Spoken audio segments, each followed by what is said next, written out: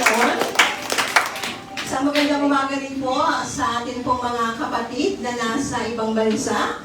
Salamat sa Panginoon na tayo po ay sama-samang kahit na malayo, malapit din, sama-sama pong nakikinig, sumasamba, nagpapasalamat sa Panginoon. Binibigay po natin ang ating panahon upang ailaan ang oras na to para sa Kanya.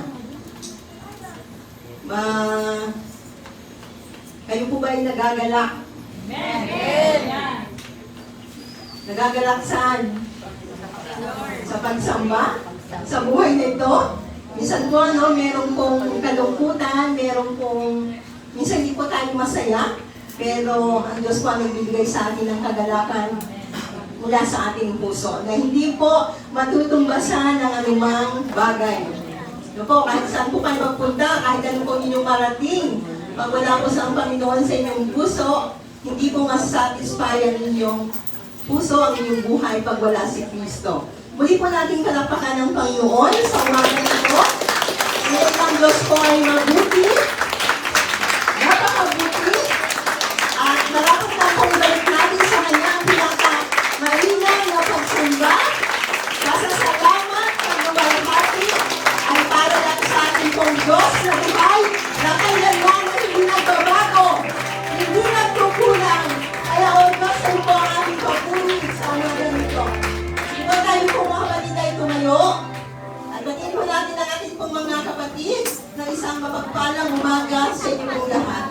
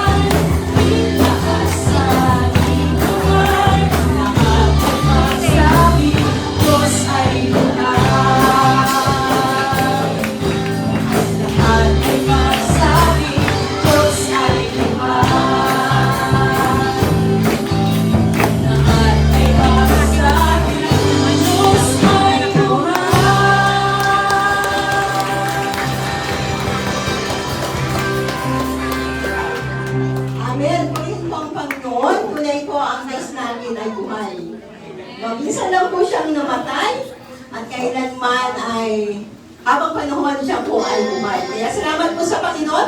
Ang sabi po doon, halina't sama-sama, purihin natin siya. Ipalakpak mga kamay. Kaya niyo po ba yung ipalakpak sa Panginoon? Meron pa po isang sabi, itaas. Kaya niyo bang itaas sa Panginoon ang inyong mga kamay? Kasi yung iba hindi nila kaya itaas eh. Lalo na kaya po natin iwagayway para sa kapurihan ng Panginoon. Hallelujah! Purihin po ang Panginoon sa umaga nito. Tayo po ay manalangin. Ilan po natin ang ating pong oras sa Panginoon. Unay na marapat po, nabigyan po natin siya ng panahon sapagkat ang lahat ng bagay ay sa Kanya. Ang buhay na meron ka ay galing sa Kanya. Kaya marapat lang po na tayo po ay magpasalamat sa umagang ito, hingi ng Kanyang biyaya, hingi ng Kanyang kahabagan. Hallelujah! Ama naming Diyos na makapangyarihan sa lahat, ng may lalang ng langit at lupa, pinagmumula ng lahat ng bagay, tunay na Ikaw ay napakabuti, O Diyos. Wala kang katulad, wala kang may kukumpara kumpara, Panginoon, sa iyong pong katwiran, sa iyong kabanalan, sa iyong po, Panginoong pag-ibig, sa iyong kadakilaan, O Diyos. Napakabuti mo, Panginoon. Kaya po, Panginoon, sa umagang ito, sa iyo po namin ibinibigay ang aming pong pagsamba, ang aming paglubahati, ang aming pasasalamat, O Diyos, dahil marapat na sa iyo lamang namin ibalik ang lahat ng ito, Panginoon. Salamat, O Diyos, na tunay na napakabuti mo, hindi ka nagbabago noon, ngayon, at magpakailanpaman. Ang iyong biyaya ay sapat. Ang iyong Panginoong habag, Panginoon, ay sapat sa aming pong mga buhay. Kaya salamat po, Panginoon, sa buhay na taglay namin sa umagang ito, sa kalakasan na patuloy mong ipinagbibigay sa amin, sa kagalingan, O Diyos, kung kami ay may mga karamdaman, sa kaaliwan, Panginoon, kung kami man ay nalulumbay, sa mga suliranin, Panginoon, ay iyong pong tinugon, na kami po ay iyong tinutulungan. Maraming salamat po, Panginoon. Kaya po sa umagang ito, O Diyos, pati po ang aming buhay, wala po kaming may pupundi sa iyo. Ang lahat, Panginoon, ay alam mo ang aming iniisip, maging ang aming mga nasa puso, O Diyos. Ang kasalanan na meron po kami, Panginoon, na nakumit namin laban sa iyo. Kaya po sa umaga nito, Panginoon, kami po ay nagpapalinis, O God. Samahan mo po kami, Panginoon. Salamat po, Panginoon, na ang iyong kapatawaran ay laging nakalaan sa amin. Salamat, Panginoon, at mandala kaming nakadudulog sa iyo, Panginoon. Kahit na hindi kami, Panginoon, mabuti sa mga pagkakataon, Panginoon. Salamat, tunay na napakabuti mo, Panginoon. Kaya po sa umaga nito, hayaan mo po namimigay namin sa iyo ang aming pong pinakamainam na pagsamba. Sa aming pag-awit, Panginoon, makarating, Panginoon, ang aming pong tinignan sa kalangitan. Maluwalhati ka, Panginoon, sa aming pong mga buhay, O Diyos. Sa aming paggalaw, Panginoon, pagpalakpak at pagtaas ng aming mga kamay. Purihin ka, O Diyos. Sambahin ka, Panginoon. At sa umaga pong ito, Panginoon, sa iyo po namin pinagkakatiwala ang aming pong puso't isip. Ikaw, Panginoon, ang maghari. Samahan mo po kami, Panginoon. Maunawaan po namin ang iyong mga salita. Ito po ay tumimo, Panginoon, sa aming pong puso't isip. Ang lahat ng gagamitin mo, Panginoon, sa unang ito, Panginoon, maranasan ng iyong pong kapangyarihan. Maranasan, Panginoon, ng Santong Espiritu na nagkakaloob ng karunungan sa aming lahat. Ikaw, Panginoon, ang aming pong katagumpayan, Panginoon. Alam po namin, Panginoon, ang lahat ng bagay. Meron pong limitasyon na tingnan sa aming po, Panginoon, karunungan, sa aming mga talento na meron po kami, Panginoon. Lahat ito ay galing sa iyo. Kaya, Panginoon, kami umaasa sa iyong pong biyaya na kami, Panginoon, ay pagtatagumpayin mo. Salamat, Panginoon. Ikaw, Panginoon, ang mataas sa umaga nito. Wala na pong iba, Panginoon, kundi ang iyong dakilang at natatanging pangalan ni Jesus. Dalangin din po namin na ikaw ang patuloy na humilos at lumabay, Panginoon, sa bahay-sambahan na ito, Panginoon. Balutin mo po kami ng iyong banal na dugo. Anumang gawa ng kaaway, amin pong winawasak sa pangalan ng aming Panginoong Jesus. Kaya alam namin, Panginoon, na kung kasama ka namin, wala po kami, Panginoon, ipangangamba. Wala po kami katakot, Panginoon. Kundi alam po namin na kami iyong ipagtatakot, Panginoon, sa lahat ng uri, Panginoon, ang gawa ng kaaway. Kaya salamat po, Panginoon, sa iyo po namin ibinabalik ang pinakamataas na pagpuli, ang luwalhati, pagsamba. Ito po ay dalangin namin sa Ama, sa pangalan ng aming Panginoong Jesus. Ang lahat po ay magsabi na Amen.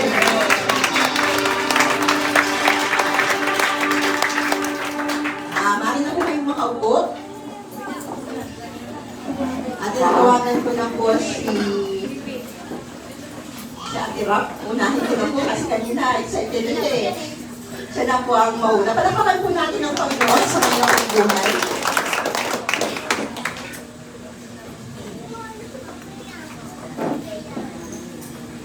Salamat po. Nagagalak ako at saka natutuwa ako ng sobra, hindi ko ma-explain what kasi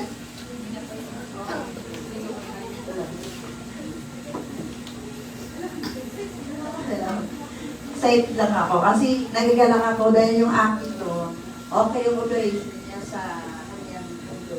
Saka ngayon, nakauwi sa amin. Maraming salamat po sa lahat ng nanalangin sa ate ko kahit na namalayo siya ay taos puso ko na pinalangin na umiyak ako na isang gabi para lang sa ate ko. Thanks God kasi na okay na siya at saka pati sa pinansyal na pagtulungan namin ng magkapatid sa kunting halaga. Napunuan namin ng 80,000 na yun para sa operasyon niya. Thanks Lord, maraming talaga salamat. Yun lang po. Ayan, kawin po ang Panginoon. Lahat po ng ating panalangin ay tinutugon ng Panginoon. Kaya wag po tayo magsawang manalangin. Sabihin niyo po dun sa inyong kagabi, huwag kang magsawang manalangin. Amen. Lagi po tayong manalangin. Alam ng Diyos kung ano po. Pagamat alam ng Diyos kung ano po ang ating pangangailangan. Subalit, alam din po ng Diyos kung paano niya tutugunin. Ipagkakaloob sa iyo ang inyong pangangailangan. Kaya purihin po ang Panginoon sa successful na operasyon ng kapatid ni Ate Rab. Kaya sa Diyos po ang pinakamataas na papuri. Isa pa po, si Rachel. Nalapakan po natin ang Panginoon.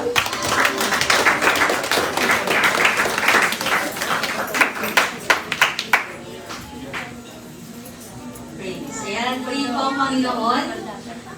Medyo mahaba po kasi isang buong buwan po ito, paabiso na po ho. Kasi pagbigyan niyo na ako, hindi ako madalas tumayo para magpasalamat kasi alam na ni Lord yun. Pero itong pagkakataon na to ay hindi pwedeng hindi ko ihahayag ang kadakilaan ng Diyos.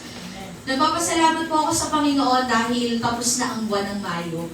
Kasi para po sa akin, month of May was really one of the most tough month talaga para sa akin at sa buong kong pamilya. Bakit po? Kasi first week pa lang ng May, grabe na yung pagsubok. May 2 pa lang po, hindi ko makakalimutan yung araw na yun. Hindi ko na po pinagpasalamat dito sa pulpit. Pero na-share ko po sa ibang team, nung magkaroon po ng sunog sa amin. That was May 2, Friday night. No po. Sobrang laki ng sunog, around 4 a.m. Gugulatin ka gigising ka ng umaga, halos akala mo nasa bungad ka na ng impyerno. So, ganun yung na-encounter kong sunog. Pero salamat po sa Panginoon dahil wala namang nasugatan sa amin. May mga konti lang pong, konti ba yun? Medyo yung naapektuhan lang yung sa kuryente. Pero okay na rin dahil nagawa naman ng paraan kesa masunog ang buong bahay, di po ba? Sabi nga ay mas okay nang manakawan ka kesa masunugan. So, akala ko po tapos na ang isang pagsubok na napagtagumpayan sa biyaya ng Panginoon. By 3rd week of May, nagkasakit po si Sap, isang linggo yun. Pabalik-balik yung sakit niya, talagang wala kaming tulog mag-asawa kahit may pasok yung asawa ko. Talagang puyat na puyat pa rin kami. Pabalik-balik yung sakit, then we found out na may tonsillitis siya, kaya ganun ang nangyari. So, umokay po. And then by last week ng May, which is last week lang po, kaya po kami wala. Yun na po talaga yung pinakamatinding encounter ko sa pagiging nanay ko, na talagang doon ako naka-encounter na ganun pala katindi yung sakit na na-encounter niya, which is nagsuka-tabi po siya. So, for 24 hours, hindi ko in-expect na ganun pala siya kabilis. No po? It all started ng Friday morning at around 1 a.m. So, dahil wala si Ian, pumasok siya. So, kami dalawa lang ni Sam nasa kwarto. Okay naman po kasi wala naman siyang lagnat, okay na. So, hindi naman po ako nag-expect na may nararamdaman siya. So, pagdating po ng 1 a.m., bigla siyang sumuka ng matindi. As in, parang po talaga siyang gripo sa pagsuka. Sa akin po, hindi ako worried kasi na-encounter ko na sa kanya yun once. Nung pinainom ko siya before ng milk tea at hindi ko na inulit. Kasi, nung uminom siya ng milk tea, pagsuka niya, hindi siguro natunaw yung pearl. Right after that, umokay naman siya. So sabi ko, ay, second attempt to ng sukat, okay lang, hindi ako ninenervyos. Ngayon, pagdating ng 1 minute after, nagulat ako, pupo naman siya. At yung pupo niya, hindi typical na pupo niya, kundi talagang sobrang watery. Na para din siyang gripo nung pumupo. So sabi ko, Mami, sabi ko sumukat, ay pumupo naman si Zach. So siya, iniisip ko lang, concern siya kay Zach. Umalis na siya agad, around mga 1:30, tumakbo na agad siya ng Mercury sa Manggahan. Sabi niya, ay Kim, umalis na tayo, bumili na tayo ng Erseflora at saka Pedialyte. So hindi pa nagsisink in sa akin na, kasi hindi ko pa po siya na-encounter kay Zach eh. Hindi nagsisink in pa sa utak ko na, uy, maalarma ka. Wala, panatag ako. So natulog ako, kinabukasan, ganun pa rin. Kumbaga, under observation sa akin, sabi ko kay Ian, kahit may pasok pa siya ng Saturday, that's supposed to be dapat magpapahinga na siya. Sabi ko, love, sacrifice ka muna ng tulog. Sabi ko, punta muna tayo sa Pedia ni Zach. So nagpunta kami ng Pedia ni Zach, dyan po kay Dr. Miranda. Malaki yung tiwala ko kay Dr. Miranda kasi isang reseta na lang ng gamot kay Zach, oras lang eh, umu-okay na. So ako, kampante ako na pag dinala ko siya doon, okay na. Pero, prior to that, ilang beses na po siyang nagsukatae. Siguro kung may mga 5 times na po. 5 times na siyang sukatae. Hindi ako naaalarma kasi ang sigla pa di siya, maano pa siya, cater pa siya, kwelo pa siya. So parang sa akin, ay okay pa yung anak ko. Pagdating ng hapon, 1 p.m. ang schedule. Natapos kami 4:30. Pero ilang beses na siyang umiiyak noon. Hindi common sa akin dahil hindi ko madaliin si Zach na bata kahit pag nagkakasakit siya. So sabi ko kay Ian, naawa na ako kasi alam kong there's something wrong na sa kanya. May masakit na talaga.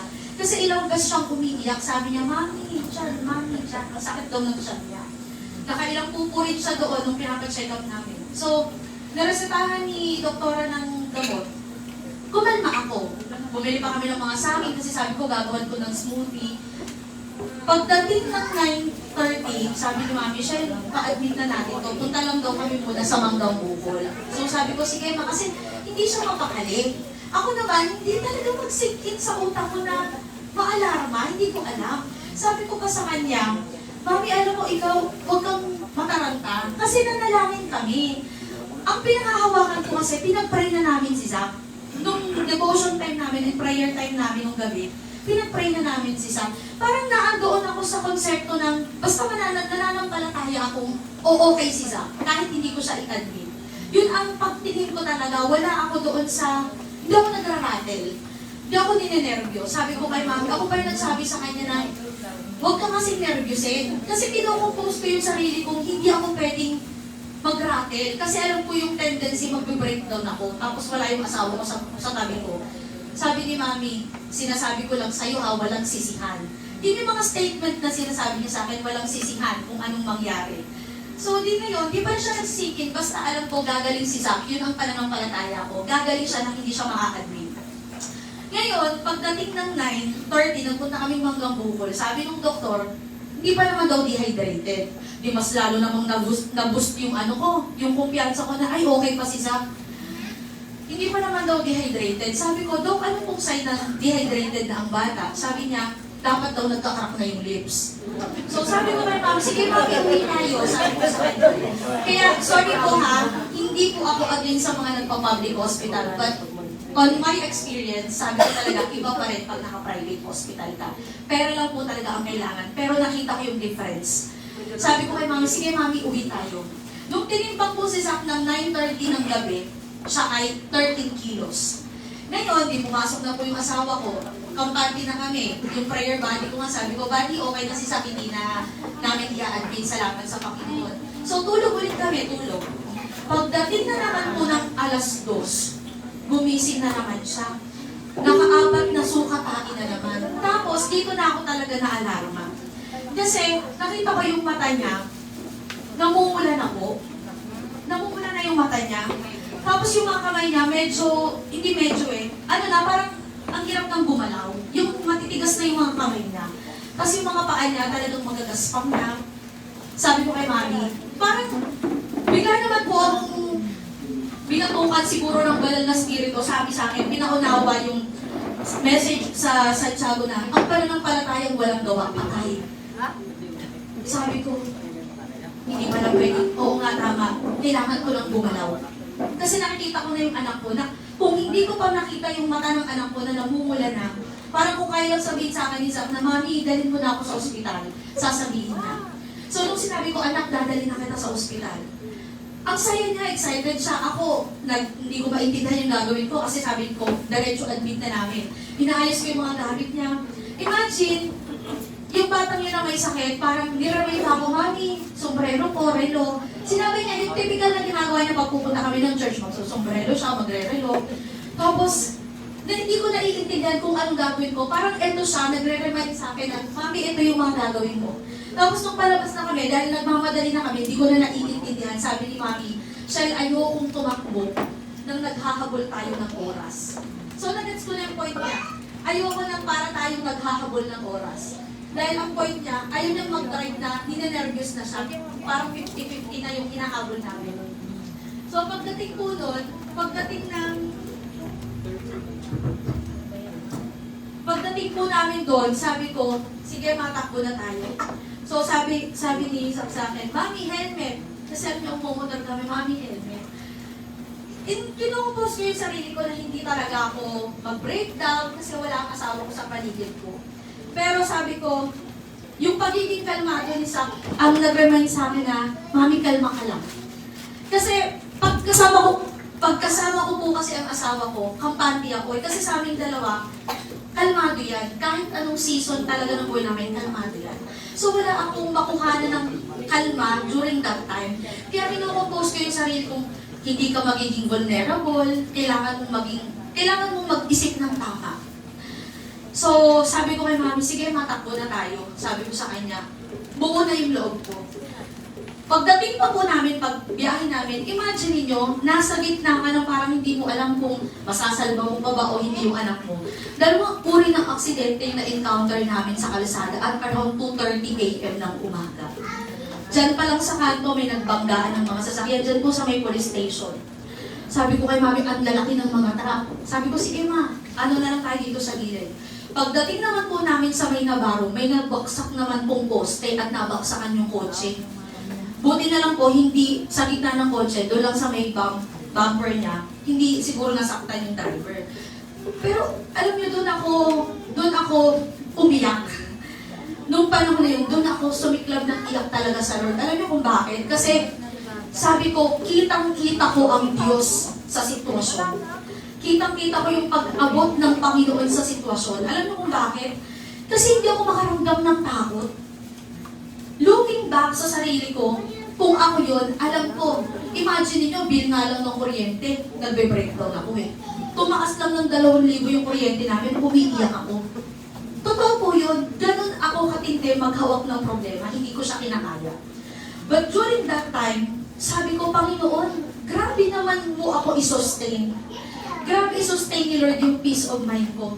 Hindi ko alam kung sumobra pa yung pananampalataya ko na kailangan ko nang dalhin ng anak ko sa ospital, hindi ko pa dinadala. Parang napasobra naman ata. Pero hindi ko po talaga nararamdaman yung takot. Kasi ang alam ko, ililigtas siya ni Lord. Ang alam ko kasi, araw-araw, babad namin sa panalangin si Zach.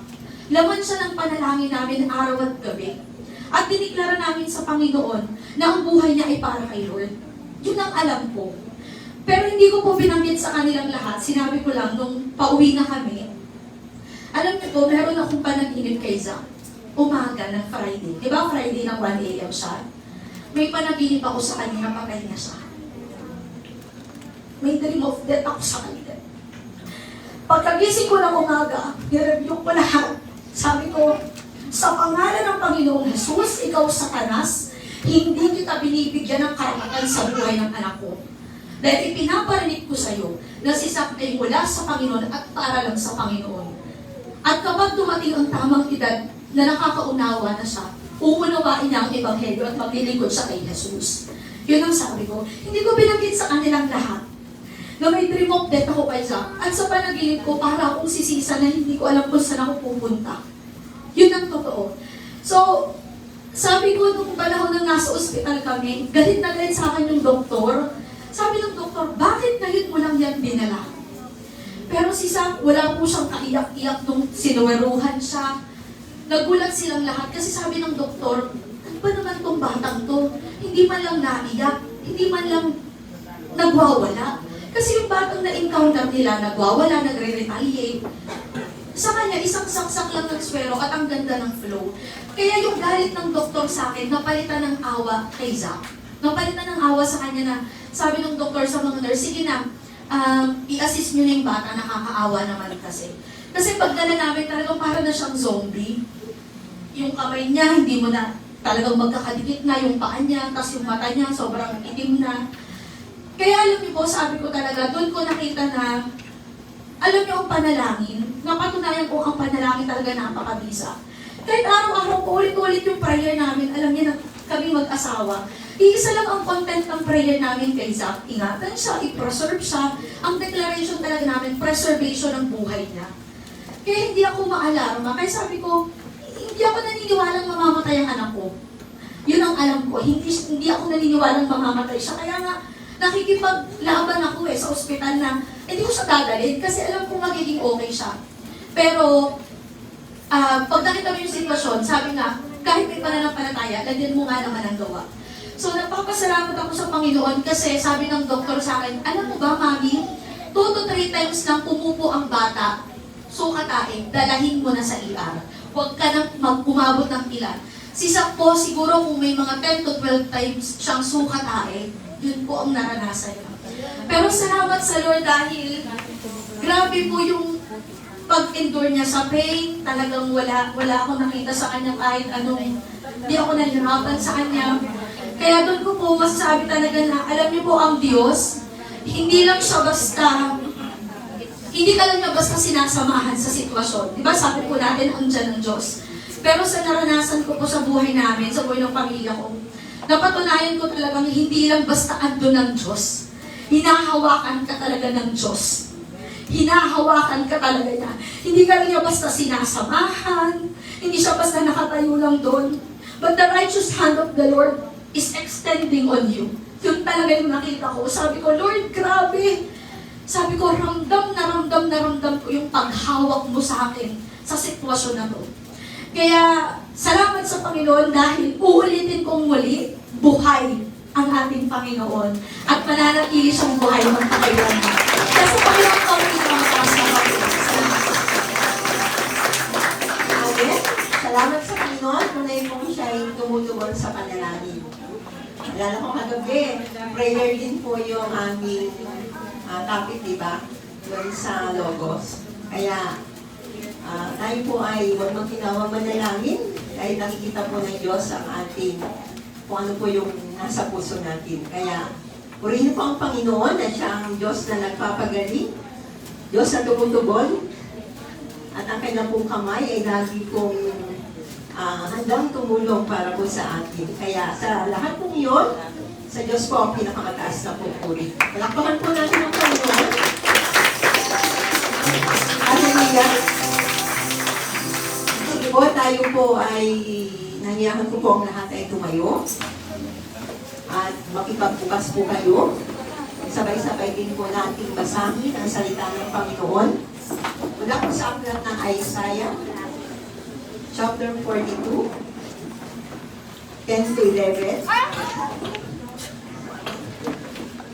Isaiah chapter 42, 10 to 11. Natagpuan na po ba, mga kapatid? Say amen kung natagpuan na po. Ang bandang Isaiah po ay medyo lamang ng gitna. Pag-awit po, malapit na yan. Kawikaan. Isaiah. Isaiah 42. Verse 10 to 11. Kasunod po siya ng kawikaan. Mga ngaral.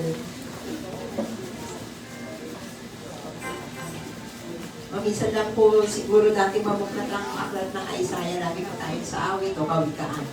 Isaiah 42, 10 to 11. Sabay-sabay po natin basahin, mga kapatid.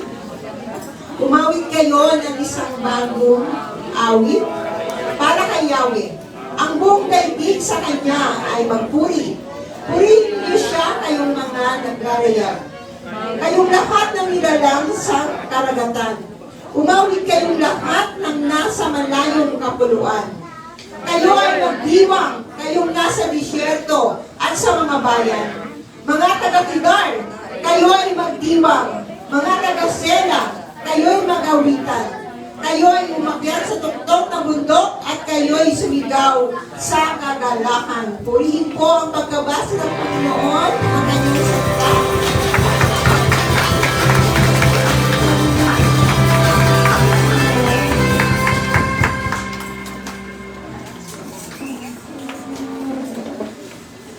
Praise the Lord. Tayo daw po ay sumigaw ng may kagalakan sa ating Panginoon. Purihin ka, Panginoon. Amen. Sabihin nyo nga po sa katabi nyo, tayo kapatid.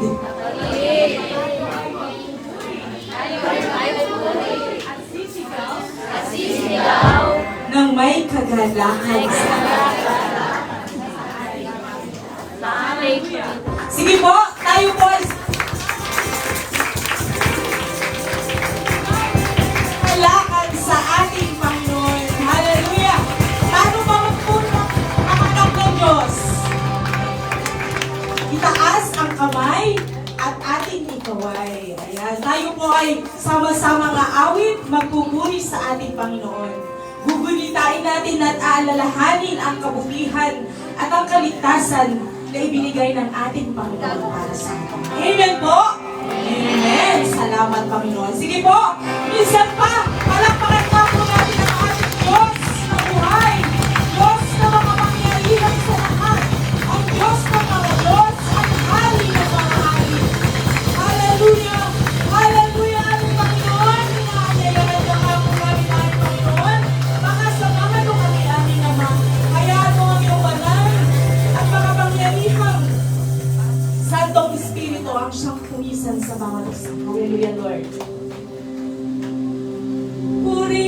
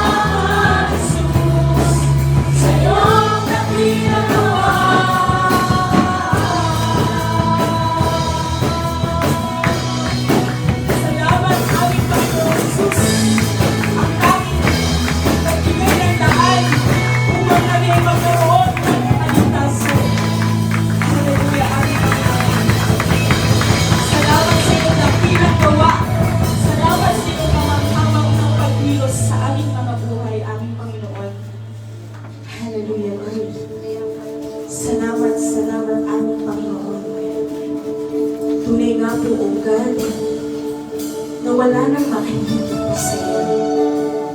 Ang iyong pag-ibig, ang iyong pagmamahal, ay talaga namang Panginoon, na patutunayan namin sa lahat ng sitwasyon ng aming buhay. Ang iyong walang wagas, walang katapusan, at sukdulang biyaya sa aming mga buhay. Sa pamamagitan ng iyong buhay na ibigay para sa amin. Lord, hindi kami karapat-dapat. Subalit kayo na lamang iyong pag-ibig at wagas na pagsinasaan. Ito ay pinatunayan sa pamamagitan ng pagtiis na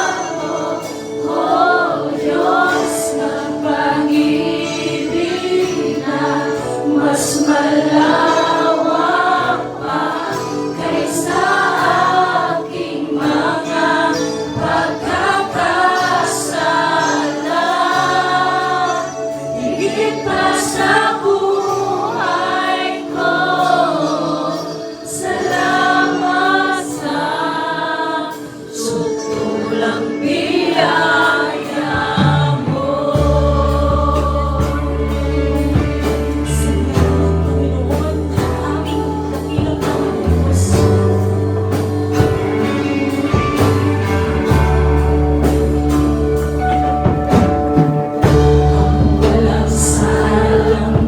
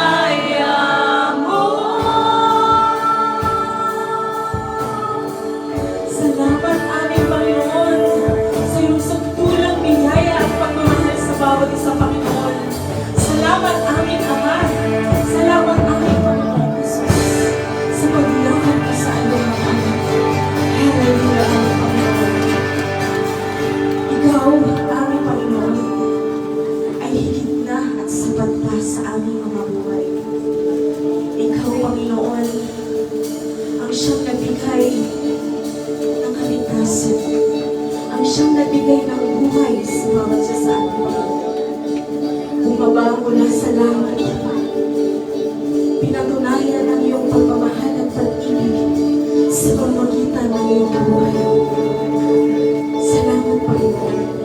You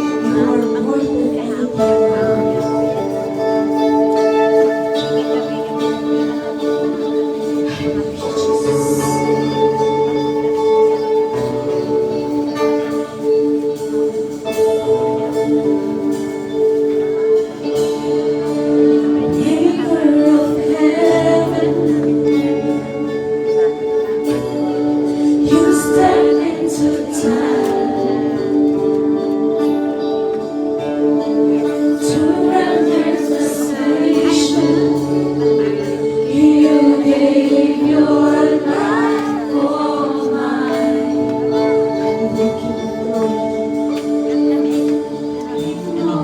than anything.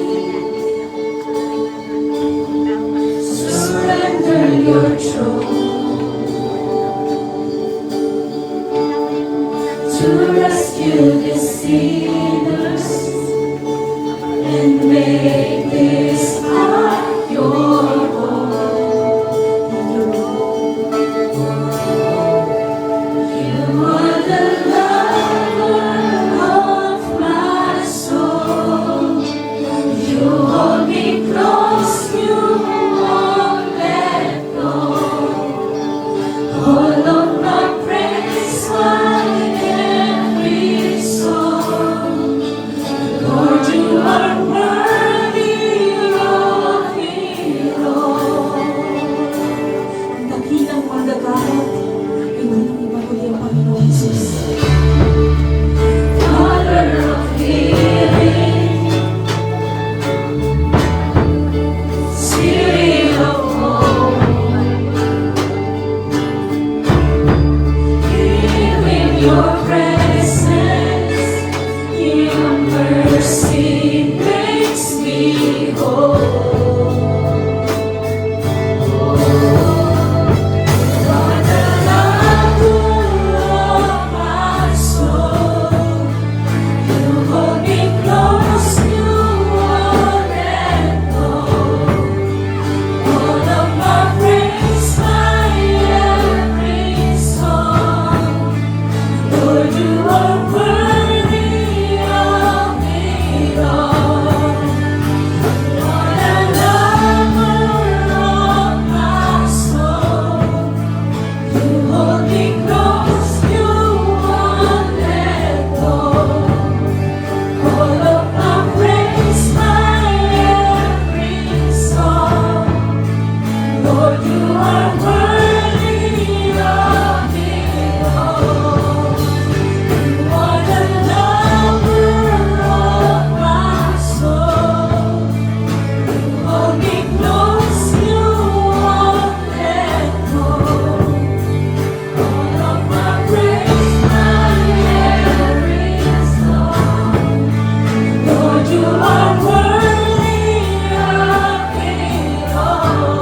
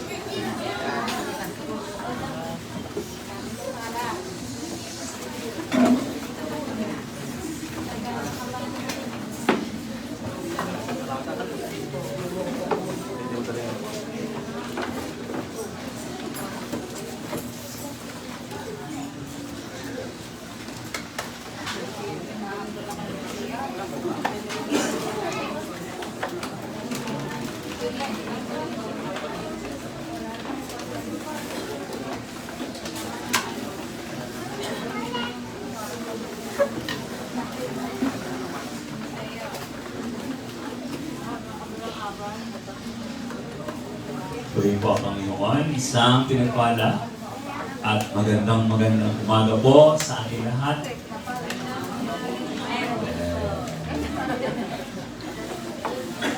Ako po'y seryosong bumabati ng magandang umaga. Yun po lahat ng inaangkop ko po'y magsabi ng amen. Ayun. Naman yan. O yun pong talaga naman pong gusto kong maminat ay magsabi ng hallelujah. Ay ina. Sabi niya sa ay ina. Ayan. So, isang pinagpalang umaga po. Dapat ako gusto ko pag ako'y nagsasalita, yung aking pong kaharap ay masaya. Ang hirap po na ako. Maganda po kausap po yung mukhang excited. Amen po? Amen! Taas nga po yung kaliwang kamay. Kasi ano ba kaliwa nyo?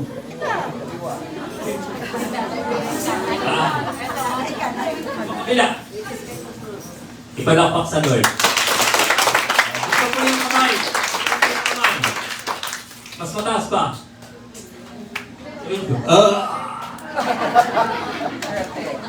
Binibigyan na nga ng pagkakataon, mawala yung antok at talaga kayo, ano? Pagbigyan kayo, hindi pa kayo sumusunod. Anyway, purihin po ang Panginoon. Isang pinagpalang umaga po sa bawat sa atin at maging doon sa ating mga kapatid na nasa bahay, nasa buhay, nasa lahat ng bagay.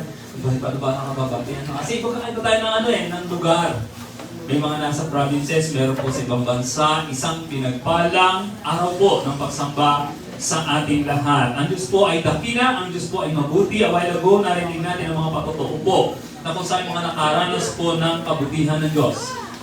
And I personally believe lahat tayo ay nakaranas. Amen po. Hindi naman po tayo lahat makapagpasalamat. Ang daming reason. Nakiiyak ako. Walang time. Di ba? I-reserve niyo po next time. Amen po ba? Amen. Mas mainam po na tayo ay nagpapasalamat at papatotoo kasi tayo po ay nagiging pagpapala doon sa mga kapatid na nakakarinig ng ating mga karanasan mula sa Panginoon. Amen po ba doon? Amen.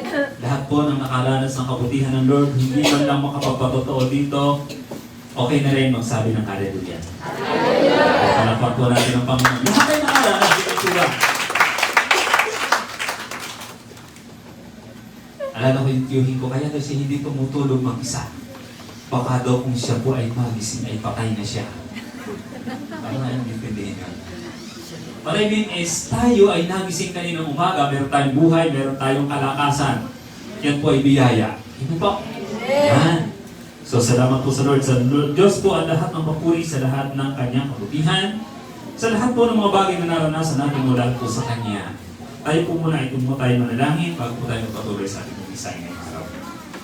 Aming dakilang Diyos, kami po ay dumudulog minsan pa sa umagang ito. Puspos ng kagalakan, puspos po ng pasasalamat. Dumudulog kami, Panginoon, sa inyo sa pangalan ng Ama at ng Anak at ng Banal na Espiritu. At patuloy na acknowledge namin, Panginoon, yung presensya sa aming kalagitnaan, maging ang presensya ng Espiritu Santo na siyang dakilang guro na magtuturo sa amin ng mga katotohanan ng inyong pong mga salita. At patuloy na pagpalain ang inyong pong hamak at tabalingkod ng karunungan upang ihatid sa inyong mga anak ang mensahe na inyong inihanda, Panginoon, para sa amin lahat ngayong umagang ito. Ang kapurihan ay para sa iyo lamang at ang inyong pong dakilang, ang inyong pong hamak at tabalingkod ay mailagay, Panginoon, sa inyong paanan upang ang kaluwalhatian at karangalan mo ang siyang mahayag sa kaligna ng inyong mga anak na ngayon ay nagkakatipon, Panginoon Diyos. Maraming pong salamat sa iyo po ang papuri, kaluwalhatian at karangalan ngayon at magpakailan pa man siya nawa.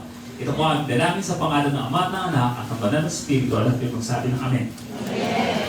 Po, sige po, palakpan po natin ng Diyos. Ang Diyos ay dakilang maputi sa ating po mga buhay at tayo po ay magpagbukas.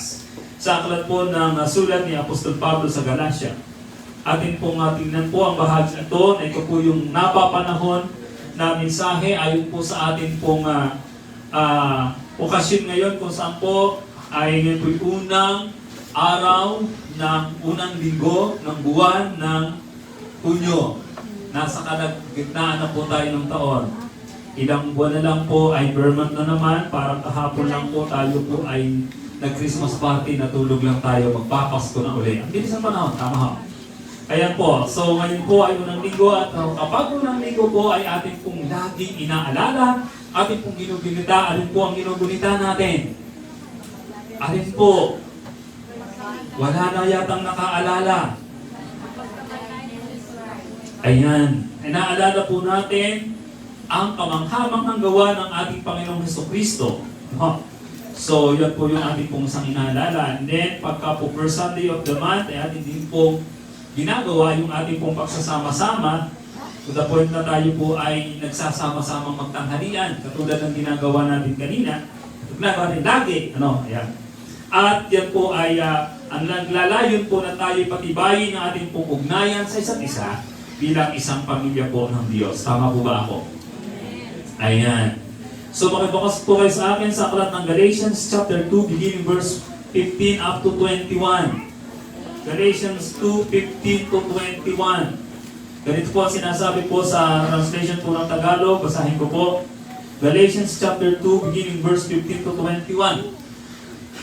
Sabi po rito, bagamat kami pinanganak na Hudyo at hindi makasalanang hintil, alam namin ang tao ay pinawawalang sala dahil sa pananalig kay Kristo o kay Hesukristo at hindi dahil sa mga gawa ayon sa kautusan. Nanalig din kami kay Kristo Jesus upang pawalang sala ng Diyos sa pamamagitan ng pananalig kay Kristo at hindi sa pamamagitan ng pagtupad sa kautusan. Sapagkat ang tao ay di mapapawalang sala sa pamamagitan ng pagtalima sa kautusan. Ngunit kung kaming nagsisikap na mapawalang sala sa pamamagitan ng pakikipag-isa kay Kristo ay matagpo ang makasalanan tulad ng mga hintil, nangangahulugan ba ang tagapagtaguyod ng kasalanan si Kristo? Hindi. Kung babalikan ko, ang tinalikuran ko na ako na rin ang nagpapatunay na ako'y lumalabag sa kautusan. Ako'y namatay na sa kautusan sa pamamagitan na rin ng kautusan upang mabuhay para sa Diyos. Namatay na akong kasama ni Kristo sa krus at kung ako may buhay, hindi na ako ang nabubuhay, kundi si Kristo ang nabubuhay sa akin. At habang ako'y nasa daigdig, namumuhay ako sa pananalig sa anak ng Diyos na umibig sa akin at nag-alay ng kanyang buhay para sa akin.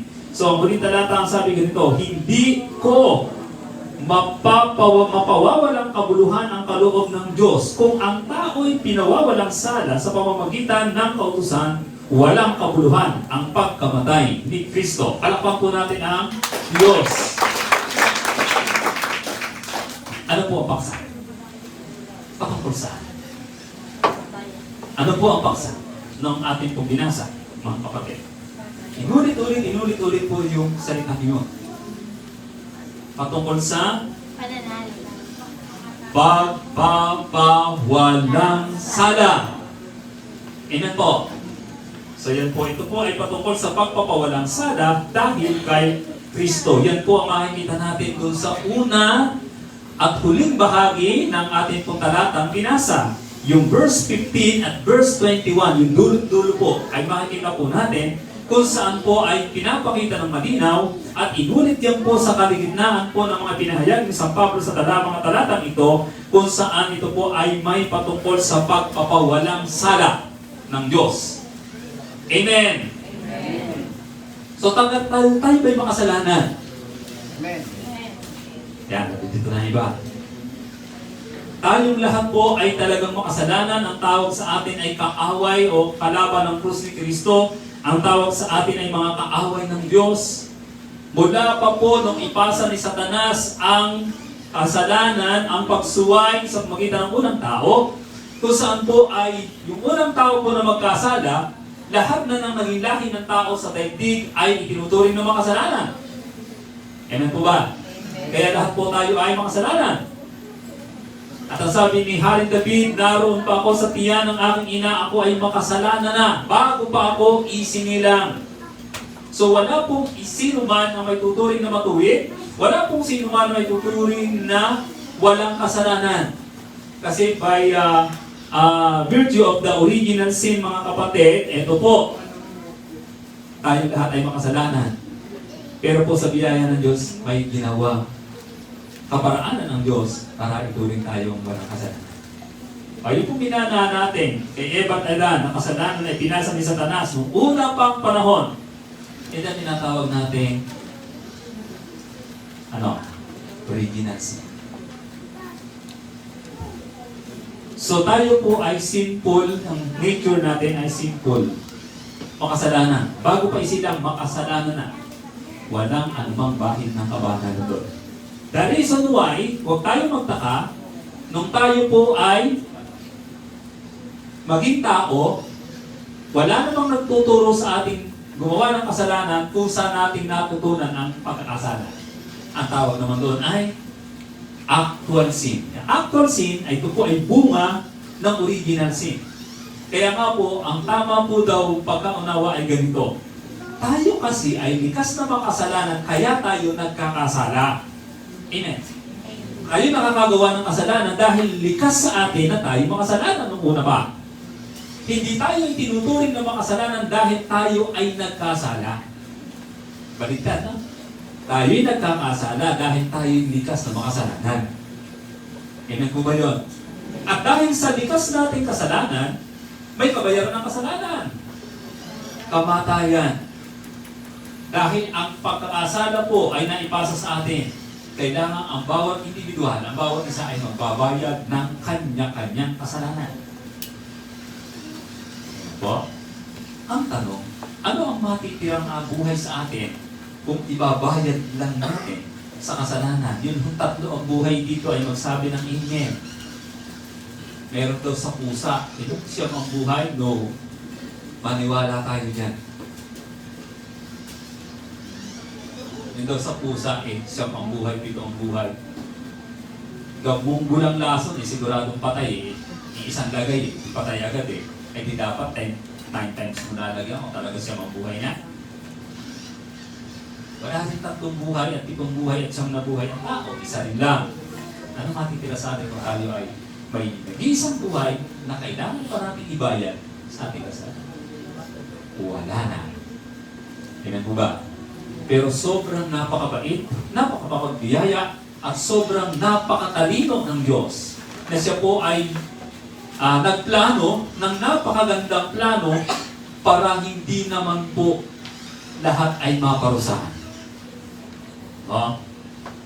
Si Jesus Christ na nananahimik sa langit, si Jesus Christ na napakaluwalhati, napakabanal sa langit,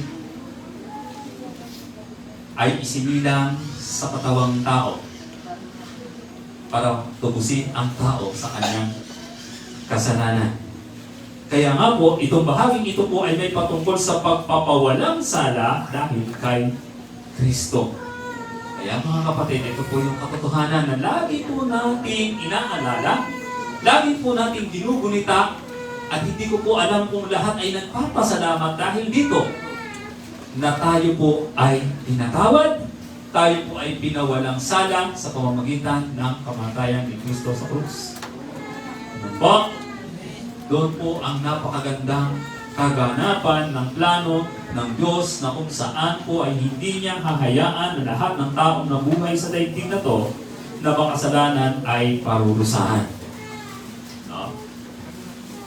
Ang ganda ng kanyang ginawa na minsan sa kasaysayan, ang isang Diyos na napakabanal ay kailangan magkatawang tao para sa iyo at sa akin kasalanan. Ang lahat ng tao po, kahit po aware tayo o hindi, kahit paniwalaan natin o hindi, o tanggapin man natin o hindi, ang lahat ng kasalanan natin ay binayaran ng dugo ng Panginoong Kristo. Kaya po sa harap ng Diyos, ang lahat ng tao ay itinuturing na walang kasalanan. Ganyan yung sasabi sa akin, "Sus, nanapak nga ako kahapon kasalanan." Hindi ba kasalanan yon? Kasalanan niya. Yung iyong ginawa kahapon, yung iyong ginawa kanina, at ito ang dakilang bagay, yung gagawin mo pa bukas at pagtanda mo ay binayaran na ng Diyos. Amen? So, nakakagalak maunawaan mga kapatid, no? Yung katotohanan ng walang sala. Masarap po bang maunawaan yon? Na tayo ang magbabayad ng kasalanan ay may nagbayad na sa atin dahil ginawa ng sala. Magandang balita po, di po ba?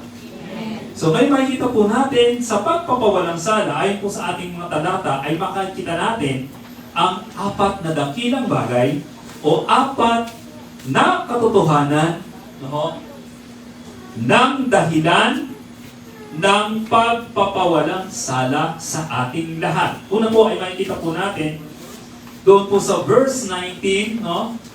Sabi po ng verse 19b, o pusa po natin sa unang bahagi. Bakit ba itong microphone ko ay tinatamad yata? Hello. O, usipang yung isa. Purihin po ang Panginoon. Sabi po ng verse 19, bakit na boses ko? Okay ito, galingan mo dyan. Hello. Yan. Ayos? Ayan. Sabi rito, ako'y namatay sa kautusan. Ito po ang nagsasalita yung San Pablo. Ako'y namatay na sa kautusan sa pamamagitan na rin ng kautusan upang mabuhay para sa Diyos. Ang sabi ng B ay ganito, nandun po yung ating pong emphasis sa B. Namatay na akong kasama ni Kristo sa krus. Mga kapatid, namatay daw siyang kasama ni Kristo sa krus. Di ba si Kristo naman talaga namatay? Kasama siya sa namatay.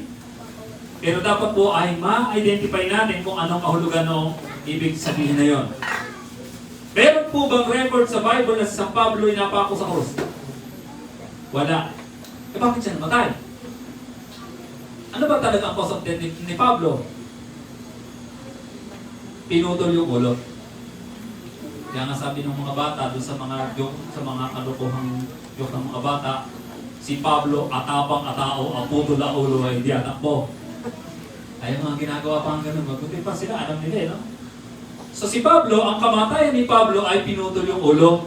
Bakit ang sabi niya dito, namatay ako kasama ni Kristo sa krus? Ano ibig sabihin nito? Totoo bang namatay si Pablo? Namatay niya. Pero mga kapatid ganito. Sa physical na kamatayan ni Pablo, si Pablo ay pinutol ang ulo. Pero yung kamatayan tinutukoy dito ay espiritual. Na yung tinutukoy ng mga kamatayan ni Kristo ay physical. Naintindihan po natin? Si Jesus Christ, hinagupit, nilatigo, pinakuan, sinipa-sipa, binitay sa krus. Ang kahulihan pong cause of death niya yung saksak ng sibat sa kanyang tagiliran. Physical. Literal. But the effect to St. Paul is spiritual. Namatay na akong kasama ni Kristo sa krus. Yon ang ibig sabihin. So mga kapatid, no? Yung kamatayan ni Pablo tinutukoy ay kamatayan sa spiritual. Saan? Sa law. Saan? Na kung saan, doon po sa Old Testament, para kamaituring na ikaw ay banal, eh kailangan magkain once a year. No? Kaya yung effect po nung katubusan sa iyo at kapatawaran sa iyo, 1 year lang. Ang rehistro po ng sasakyan ay nire-renew yearly. Tama po? Ayun, pag ganun, ang paraan noon. So ngayon, mula doon sa kautusang iyon, sabi ni Pablo, namatay na ang kasama ni Kristo sa krus. Lampas na siya doon sa kautusang iyon kasi andyan na si Kristo. Si Kristo na ang solusyon doon sa kanya kasalanan. Na pinahihirapan sila ng mahabang panahon ang mga Hudyo kung saan po ay sundin ang kautusan. Wala namang talagang ang sunod kahit isa. Yang ginawa ng Panginoon sa Kristo, siya po isinilang sa lupa, siya ang nag-iisang namatay sa krus. Kaya sabi ni Pablo, ako'y namatay kasama ni Kristo sa krus. Doon siya napawalang sala. Ang una pong bahagi po ng pagpapakita po natin noon ng mga dahilan ng pagpapawalang sala ng Panginoong Jesucristo sa atin, base po doon sa verse 19b ng ating talata, si Kristo yung namatay sa atin. Ito po yung unang katotohanan na nakikita natin. That is one of the most important truth doon po sa mga talatang yan. Napawalang sala ako, napawalang sala ikaw, napawalang sala tayong lahat dahil namatay si Kristo para sa atin. So ano po yan mga kapatid? Kung titingnan po natin, ano po yung kahulugan niya? We can consider that as substitutionary offering. Dapat ikaw ang mamatay. Dapat ako ang mamatay. Kasi makasalanan ka, makasalanan ako. Kailangan mamatay tayo para sa ating mga kasalanan. Magbabayad tayo kanya-kanya. Pero kung mayroon pong substitutionary offering, at yun po ay walang iba kundi ang ginawa ng Panginoon sa Kristo.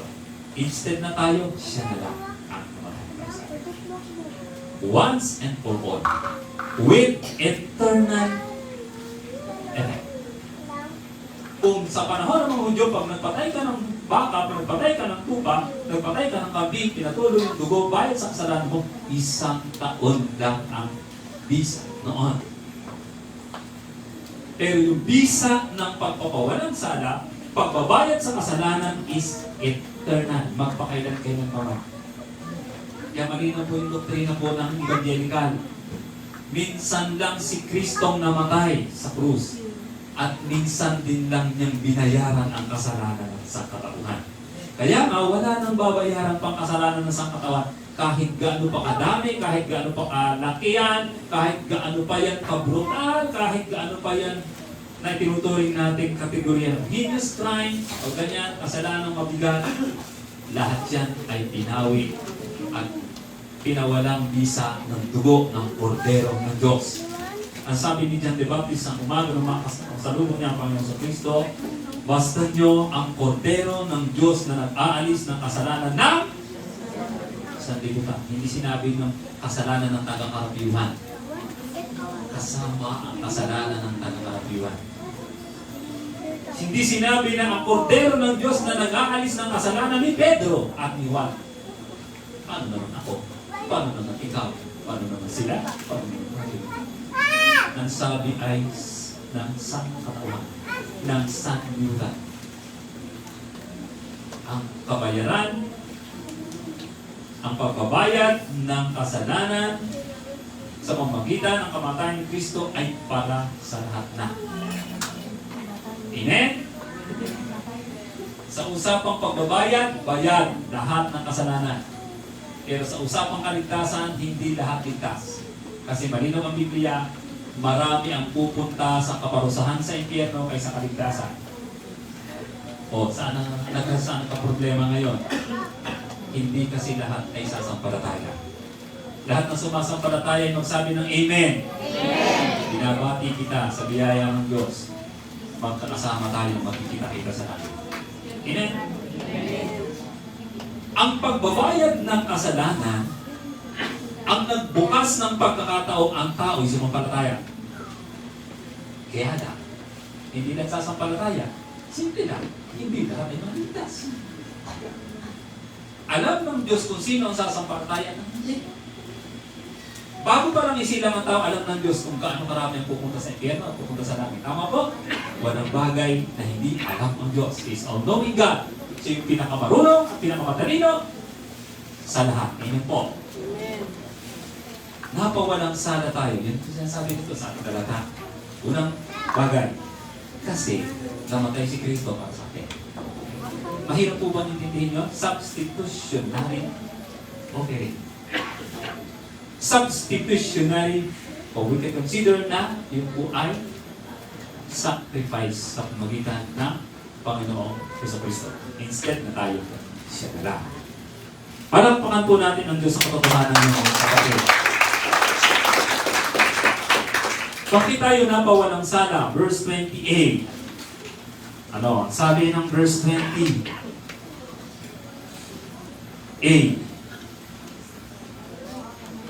At kung ako may buhay, hindi na ako ang nabubuhay sa akin. Ayan. Tayo daw ay kasama ni Kristo. No? Ako'y namatay kasama ni Kristo, sabi doon. So ano po ang ibig sabihin ng mga kapatid? Kasi sa kamatayan ni Kristo, isinama na ikaw. Sa spiritual ho yan, ha? Kasi huwag niyo po mami misinterpret po. Si Kristo ay namatay, pero nung si Kristo ay mamatay, kasamang namatay ang lumang pagkatao natin. At sabi nga po ng salita ng Diyos doon po sa 2 Corinthians 5:17, tama po ba ang aking talata? Sabi doon, if anyone be in Christ, he is a new creation, or new creature. All things are passed away. Yun po yung sabi ng matay na sabi. Behold, all things are become new. Kaya ka na-born again eh. Naging bago yung pagkatao mo. Ipinanganak sa pisikal. Yun po ang unang iyong kapanganakan. And then, namatay si Kristo para sa iyo. At ikaw ay sumampalataya, ipinanganak ka ngayon sa spiritual. Amen po ba? Yan. So, namatay ka na kasama ni Kristo. May bagong buhay ka na. Sabi nga ito yung newness of life with Christ. Okay, verse 28. Pangatlo, mabilis lamang po tayo ngayon. Napawalang sala tayo. At nung mapawalang sala tayo, pangatlong katotohanan na makikita natin ang verse 20 pa rin po, mga kapatid. At kung ako may nabubuhay, hindi na ako, kundi si Kristo ang nabubuhay sa akin. Kung siya man daw ay buhay, hindi na raw siya yung nabubuhay, sabi ni Pablo, kundi si Kristo na ang nabubuhay sa akin. Mga kapatid, ano po ang ipinapakita noon? Na si Kristo ay buhay, nabubuhay, nananahan sa Kanya. Ito po ay nagpapakita ng unending relationship, unending connection with the Lord Jesus Christ. Sabi nga po si Manuel Garridas, pero talking about dito po sa talatang ito, God is within us. God is in us. God is living in us. Ang Diyos ay nananahan sa atin. Gaano kalayo ang Panginoong Jesucristo sa iyo? Kasing lapit mo sa iyong sarili. Kasi si Jesus ay nasa iyo. Nananahan. Kanina po dun sa patutuon ng kapatid natin, malakas yung loob pag yung asawa ay katabi. Ang sarap pa ng mga asawa. Yung po mga nanay na may asawa dyan, ipagsabi po ng amen. Amen. Sabi ko, ito, hindi ko maintindihan. Masarap nga ba ako yung asawa? Kasi yung problema ko sa asawa. Walang burgala. Kasama yan. Pero gusto ko lamang kung i-correct yung statement yun, pinatutuwaan. Ang lakas ng tiwala nila sa kanilang asawa. Pero dapat sekundary ka. Malakas ang tiwala mo sa Diyos. Amen? Bonus na lang yun na binigyan ka ng iyong asawa na ginagamit ng Diyos as instrument na nagpapalakas sa iyo. Amen po ba? At Teresa, usapan natin di siya naman yung kaninang kapatupod din.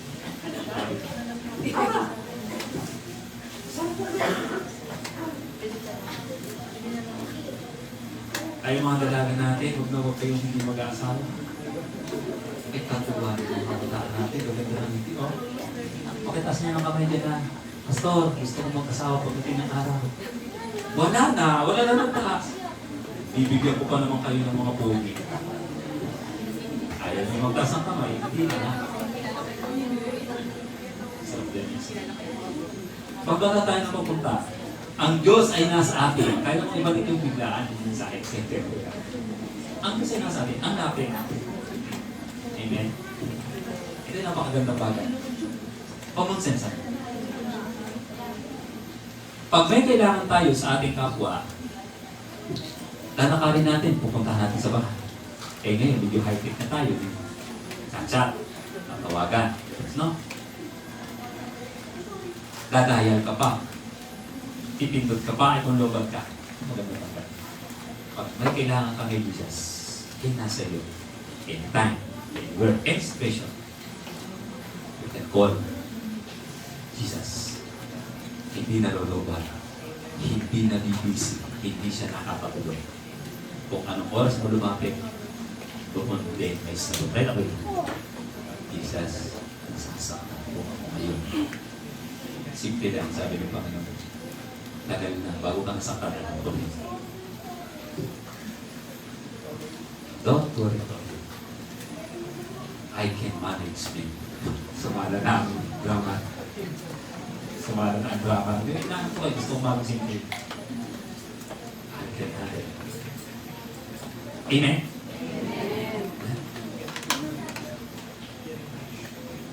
Ano ba ang problema natin? Ano ba kailangan natin?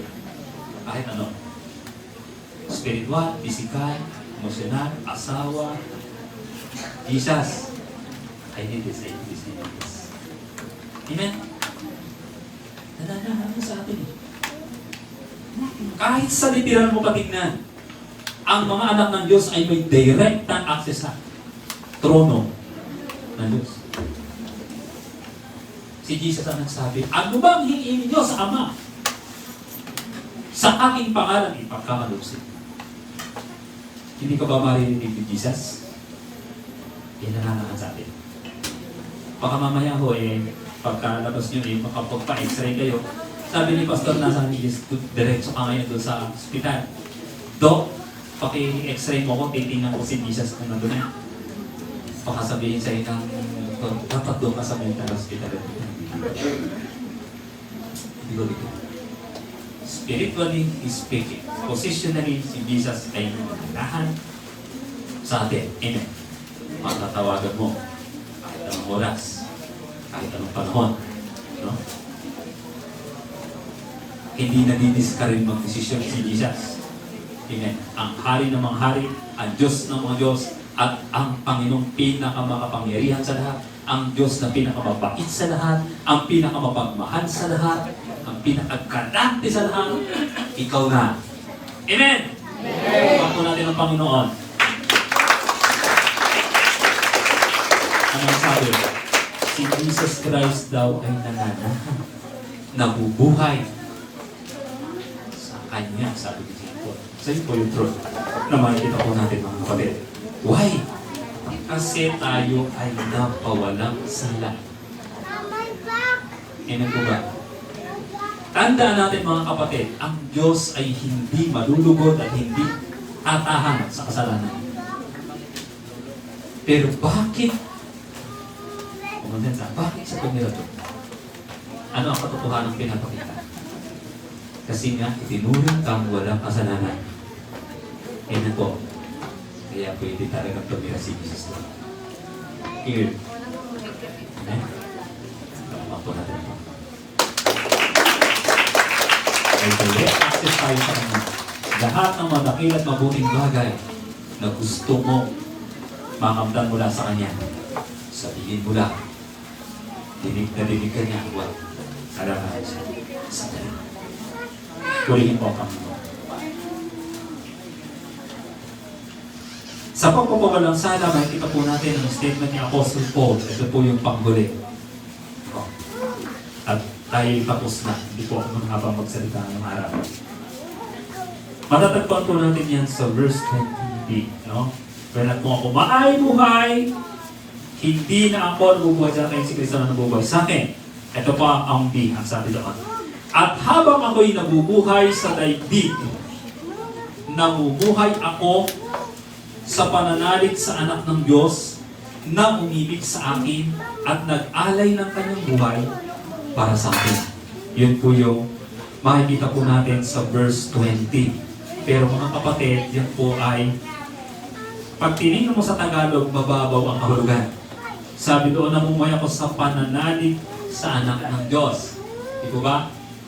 Pero pag yun po, tinignan nyo po sa English translation sa King James Version, napakabigat po ng bahagi niya. Tingnan niyo po. I am crucified with Christ. Nevertheless, sabi doon, I live yet not I, but Christ liveth in me. And the life which I now live in the flesh, I live by the faith of the Son of God. Kaninong pananampalataya ang ginagamit? Pananampalataya natin o pananampalataya ni Jesus? Nung unang kong maintindihan na kinikilabutan ako, wala. Hindi aasa ang Diyos sa pananampalataya mo. Kasi wala ka naman talaga at wala naman talaga tayo pananampalataya. We are totally depraved. Wala tayong kakayanan. Bakit tayo nakapanampalataya? Yung ating pananampalataya ay ipinagkaloob din lamang ng Diyos sa atin. Amen? Even our faith to the gospel, to the work of the Lord Jesus Christ is also a gift to us by grace of God.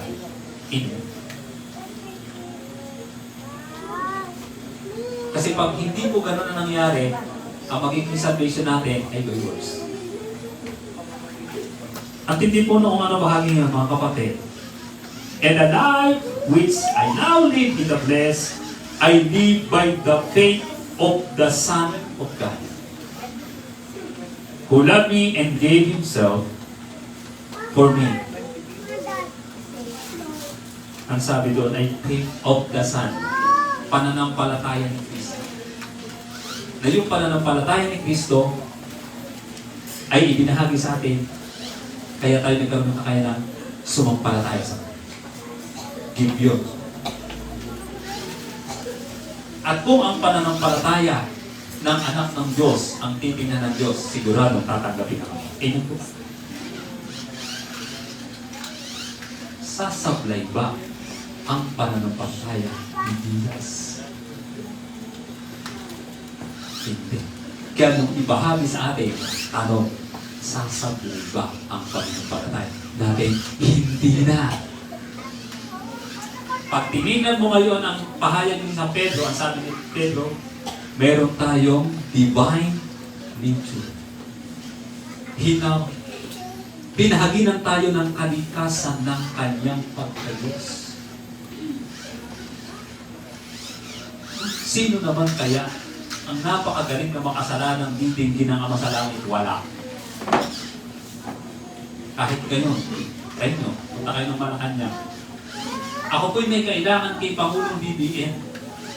Sino ka ba? I-approve ka ba sa Pangulong? Ano ka ba niya? Nasa Pinas pa lang tayo. Ay lalo, hindi ka pwede sa Amerika. Pupunta ka kay Donald Trump. Sino ka ba? Sila. Wala tayong kayo. Pero sa trono ng langit, sa pangalan ni Jesus, pag tayo lumapit sa Ama, kilala tayo. Diba? Kasi bakit? Kilala si Jesus na nagbigay ng pananampalataya sa atin. And the life not I live in the flesh, I live by faith of the Lord Jesus Christ. So paano i-apply yun? Personally sa akin, ganito yun. Pag-intindi ko. Kailangan ko talagang makumbinsi yung sarili ko at malinaw sa akin na kailangan ko talagang panghawakan at panampalatayanan ang pananampalataya ni Jesus na siyang iginalang at inonor ng Ama para sa akin. Amen po? Palakpakan po natin yan.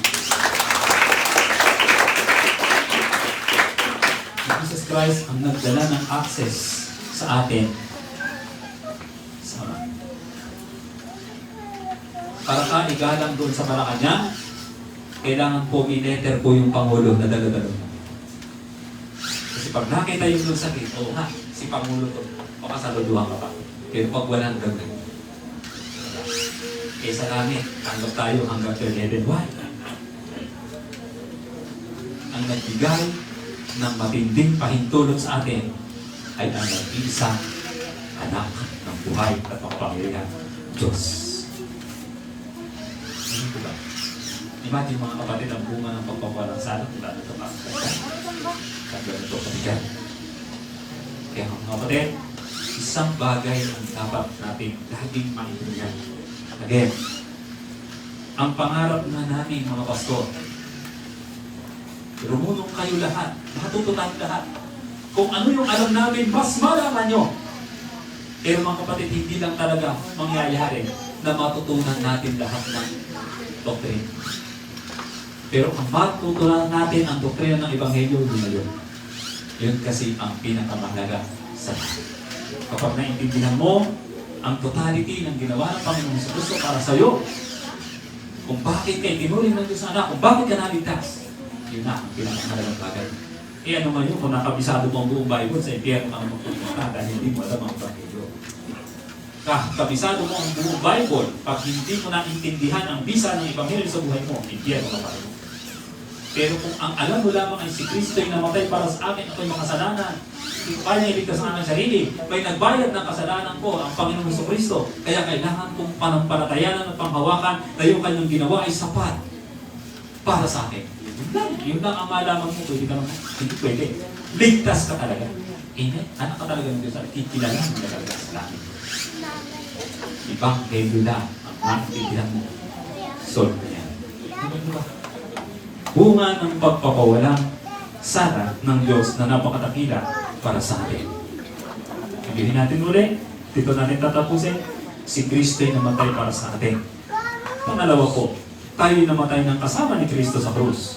Pangatlo po, si Kristo ang nabubuhay at laging patuloy na mabubuhay magpakailaman sa buhay nating lahat. Si Jesucristo ay nananahan sa atin. At ang maganda po, mga kapatid, dun sa pang-apat po, ay mag-challenge po tayo at makumbinsi tayo na yung ating buhay ay maging buhay na nananampalataya kay Jesus. Na siyang tinitingnan ng Diyos na yung kanyang pananampalataya ay iginalang ng Diyos at ibinahagi po sa atin. Kaya po ang buhay natin ay buhay na nananampalataya, hindi nag-aalinlangan. Inan po ba? Parang ganito yan eh. Hanggang kailan ba hanggang kailan ko ba kayang pagtiwalaan si Kristo? Panahon.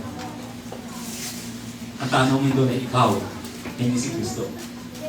Kasi si Kristo ay magpakailanman. Ang tanong, ang iyo bang pagtitiwala, ang iyo bang pananampalataya, ay inilalagay mo sa Kanya, magpakailanman. Kung hindi pa, dapat talagang ilagay. Yun ang pinakamainaw natin gawin. Malinaw sa atin kung ano ang ginawa ng Panginoong Jesucristo at kung ano ang katatayuan natin sa harap ng Diyos. Let us enjoy our position in the side. Panakuhan po natin ang Panginoon. To God be all the glory and praise. Maganda ang hali po sa atin po. Pagpalag po tayo natin Panginoon.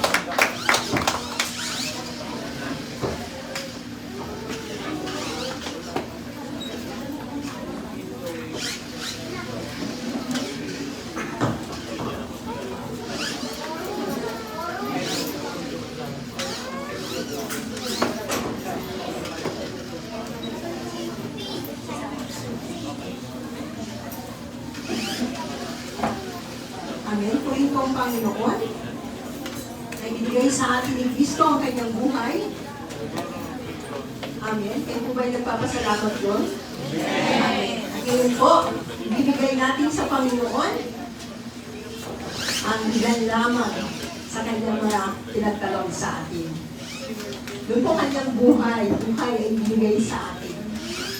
Ang ating po ngayong ibigay ay mga ilang bagay na binigay niyang biyaya sa atin. Ating pong basahan, yung may pagbuklap.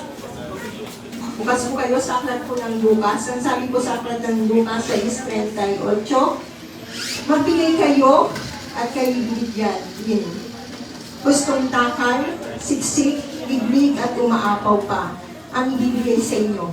Sapagkat ang panukat na ginamit ninyo sa iba ay siya rin gagamitin na panukat sa inyo. Ulit po ang pagkabasa ng salita ng Panginoon. Tayo po ay manalangin. Ang nayahan po ang lahat ay pumikit. Ang naling Diyos na makapangyarihan na nag-alay ng buhay para sa amin. Salamat o Diyos na tunay napakabuti mo. At sa pagkakataong ito, Panginoon, salamat na meron po kaming pagkakataon na aming pong pagkakaloob sa iyo. Bagamat alam namin na hindi po ito kailangan mo, Panginoon. Ito ay kailangan ng iglesia na iyo pong tinayo at tinatag sa lugar na ito. Salamat o Diyos na kami iyo pong pinagpapala.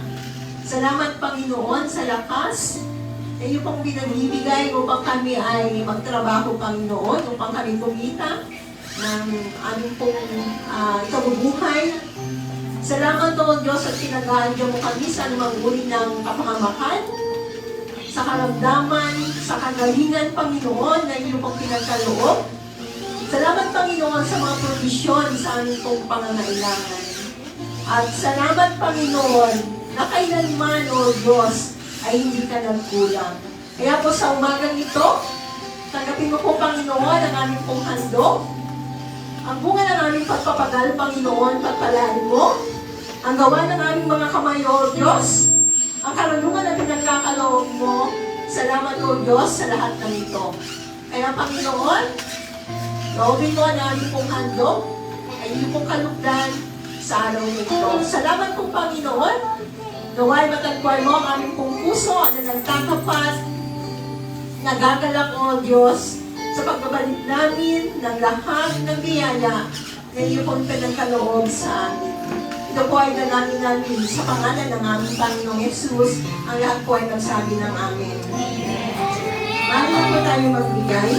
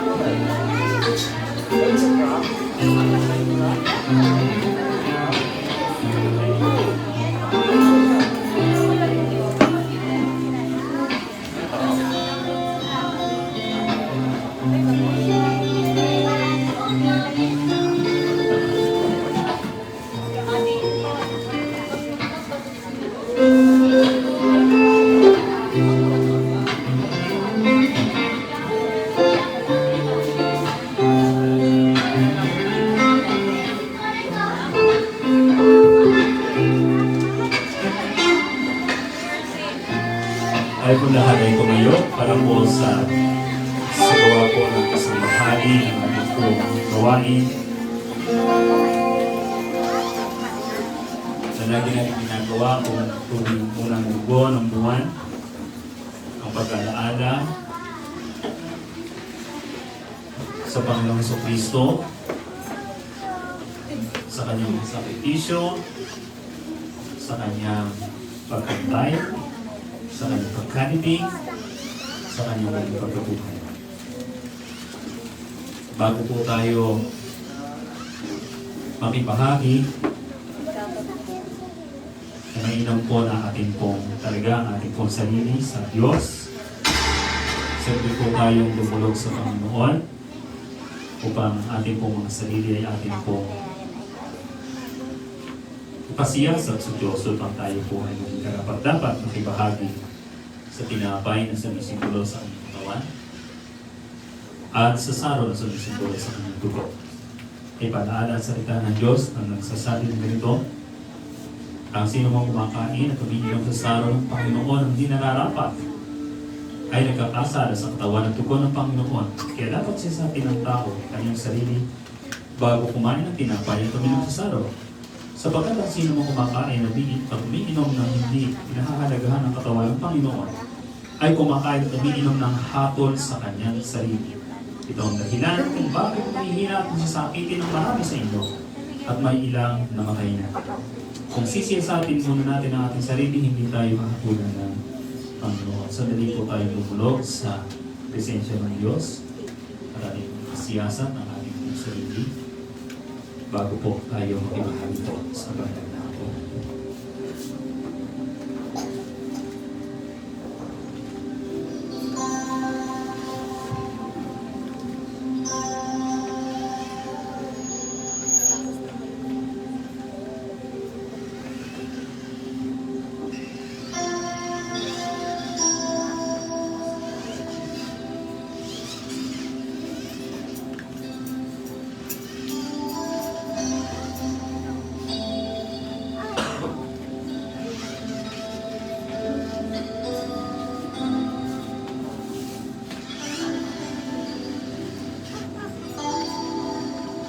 dakilang Diyos, kami po ay dumudulog muli sa inyo sa pagkakataong ito.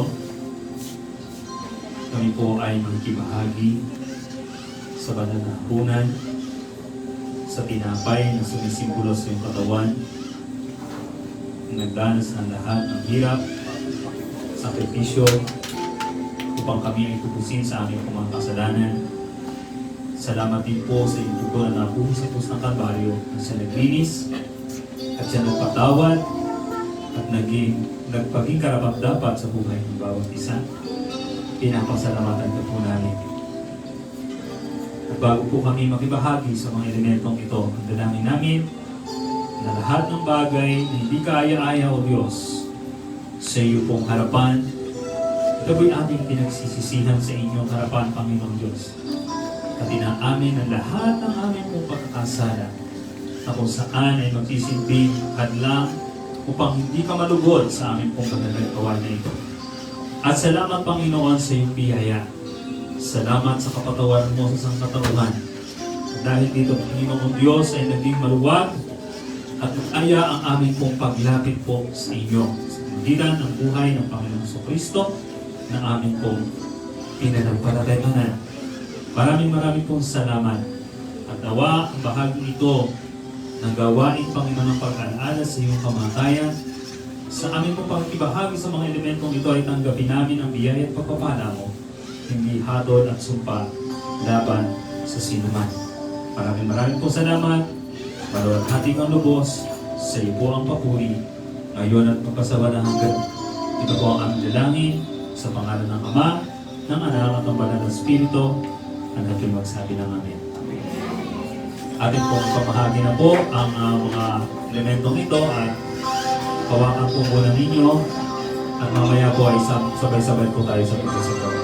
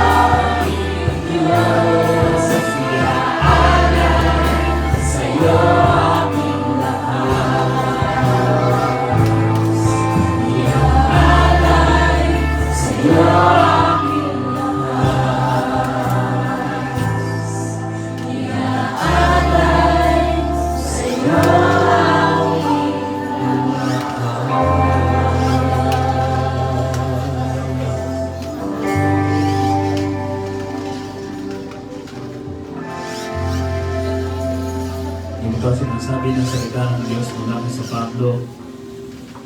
Ito ang aral na tinanggap ko sa Panginoon at ibinibigay ko naman sa inyo. Ang Panginoong Hesus noong gabi sa ipagkanulo ay dumampot ng tinapay, nagpasalamat, pinagpira-piraso ito at sinabi, ito ang aking katawan na inihahandog para sa inyo.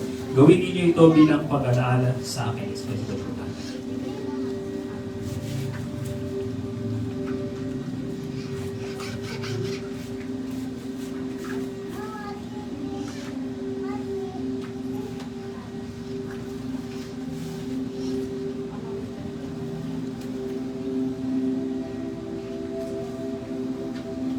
Ngayon din naman, matapos magapunan ay hinawakan niya ang saro at sinabi, ang sarong ito ang bagong tipan na pinagtitibay ng aking dugo. Tuwing inumin ninyo, gawin ninyo ito bilang pag-alala sa akin, sapagkat tuwing kakain kayo ng tinapay na ito at iinom sa sarong ito ay pinahahayag ninyo ang kamatayan ng Panginoon hanggang sa muling pagparito niya. Sabay-sabay po tayo.